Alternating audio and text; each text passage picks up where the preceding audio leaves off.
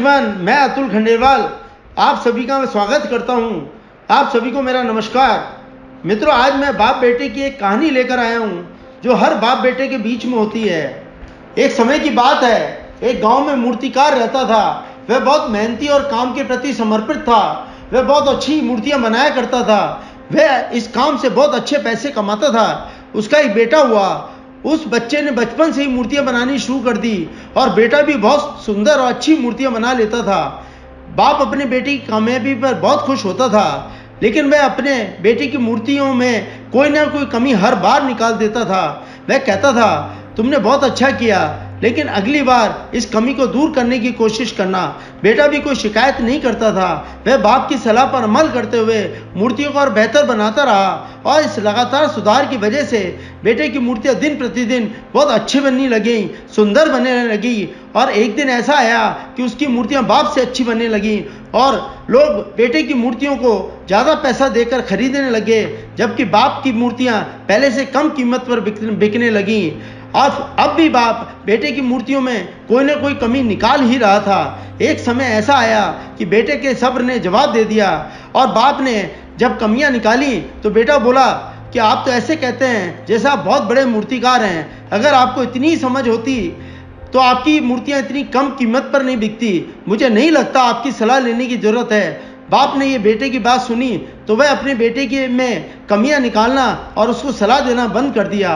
कुछ महीने तो वह लड़का खुश रहा, लेकिन उसने बाद में नोटिस किया कि लोग उसकी मूर्तियों की तारीफ उतनी नहीं करते जितनी वो पहले करते थे। उसकी मूर्तियों का दाम बढ़ना भी कम हो गया था। शुरू में तो बेटे को समझ में नहीं आया। बाद में अपने बाप के पास गया, उसने समस्या के बारे में बताया। फिर बाप ने बेटे की बात को बहुत शांति से सुना, जैसे उसको पहले से ही पता था कि ऐसा होने वाला है। बाप ने कहा, आज से कई साल पहले मैं भी इसी हालात से गुजरा था। तो बेटा बोला कि आपने मुझे पहले क्यों नहीं समझाया। बाप ने जवाब दिया कि तुम समझना ही नहीं चाहते थे। मैं जानता हूँ तुम्हारी मूर्तियाँ अच्छी और सुंदर हैं, मैं उतनी अच्छी मूर्तियाँ नहीं बना सकता।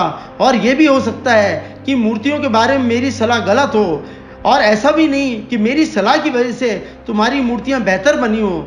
लेकिन जब तुम्हारी मूर्तियों में कमी देखता था तो तुम अपनी बनाई हुई मूर्तियों से संतुष्ट नहीं होते थे और खुद को बेहतर करने की कोशिश करते थे तथा मेहनत करते थे। वही तुम्हारी सफलता का कारण था। लेकिन जिस दिन से तुम अपने काम से संतुष्ट हो गए और तुमने मान लिया कि इसमें बेहतर होने की कोई गुंजाइश नहीं है, तो तुम्हारी तरक्की रुक गई। लोग तुमसे बेहतर की उम्मीद करते हैं और यही कारण है अब तुम्हारी मूर्तियों की तारीफ नहीं होती, उसके लिए ज़्यादा पैसे नहीं मिलते। यह सुनकर बेटा थोड़ी देर चुप रहा। फिर उसने सवाल किया, तो मुझे अब क्या करना चाहिए। बाप ने एक लाइन में जवाब दिया कि बेटा, असंतुष्ट होना सीख लो और मान लो कि तुम में बेहतर होने की बहुत गुंजाइश है। यही बात तुम्हें हमेशा बेहतर होने के लिए प्रेरित करती रहेगी। और अगर ये बात तुमने मन में सोच ली तो तुम्हें एक दिन मंजिल पाने से कोई नहीं रोक सकता। तुम बुलंदियों पर पहुंचोगे। मित्रों, ये कहानी हर एक बाप बेटे के बीच में आती है, जहाँ बच्चे खुद को बहुत समझदार, कामयाब तथा अमीर समझने लगते हैं और कहते हैं कि ये सफलता उन्होंने अपनी मेहनत से हासिल की है और उसमें आपका कोई रोल नहीं है। और बाप को कहते हैं कि आपने हमारे लिए किया ही क्या है, आपने हमारे लिए कुछ नहीं किया है। बच्चे पिता की इज्जत नहीं करते तथा उनका तिरस्कार तथा अपमानित करते हैं। चंद पैसों के लालच में माँ बाप का साथ छोड़ देते हैं। पिता दुनिया का ऐसा व्यक्ति है जो जिंदगी भर अपने परिवार के लिए मेहनत करता है और अपने बच्चों पर सब कुछ न्यौछावर कर देता है। पिता खुदा की वो प्रतिमा है जो अपने बच्चों पर किसी तरीके का कष्ट नहीं आने देती। पिता दुनिया का सबसे अमीर इंसान होता है जो बच्चों की फरमाइश पूरी करने के लिए जेब में पैसा नहीं होने के बावजूद भी कभी अपने बच्चों को यह नहीं बोलता कि मेरे पास पैसे नहीं हैं। खराब से खराब परिस्थिति में बच्चों की इच्छाएं पूरी करने की कोशिश करता है। पिता को भगवान का रूप माना गया है। पिता वो है जो आपको गिरने से पहले थाम ले लेता है और बच्चों के जीवन को सर्वश्रेष्ठ बनाने में पूरी जिंदगी लगा देता है। दुनिया का हर पिता यही चाहता है कि उसके बच्चे एक बेहतर इंसान तथा उससे सफल इंसान बने। एक पिता की बदौलत ही व्यक्ति सभ्य और शिक्षित इंसान बन पाता है और समाज में उठने बैठने के काबिल बन पाता है। बिना पिता जिंदगी नरक के समान होती है। इसलिए कहते हैं कि पिता अपने दुख छुपाकर बच्चों की खुशियों के लिए जान लगा देता है। एक पिता 100 स्कूल मास्टरों से बड़ा होता है। भुला के नींद अपनी सुलाया हमको, गिरा के आंसू अपने हंसाया हमको, दर्द कभी ना देना उन हस्तियों को, खुदा ने माँ बाप बनाया जिनको। मित्रों, इज्जत भी मिलेगी, दौलत भी मिलेगी, सेवा करो माँ बाप की तो जन्नत भी मिलेगी। जिस घर में माँ बाप दोनों होते हैं उस घर को स्वर्ग कहते हैं। जिन लोगों का प्यार कभी कम नहीं होता उन महान लोगों को माता पिता कहते हैं। माँ बाप का दिल जीत लो, कामयाब हो जाओगे, वरना सारी दुनिया जीत कर भी हार जाओगे। फूल कभी दो बार नहीं खिलते, जन्म कभी दो बार नहीं मिलता। मिलने को तो हजारों मिल जाते हैं, लेकिन हजारों गलतियों को माफ करने वाले माँ बाप नहीं मिलते। जिस दिन तुम्हारी वजह से माँ बाप की आंखों में आंसू आ जाते हैं, याद रखना उस दिन तुम्हारा किया करा धर्म कर्म आंसू में बह जाएगा।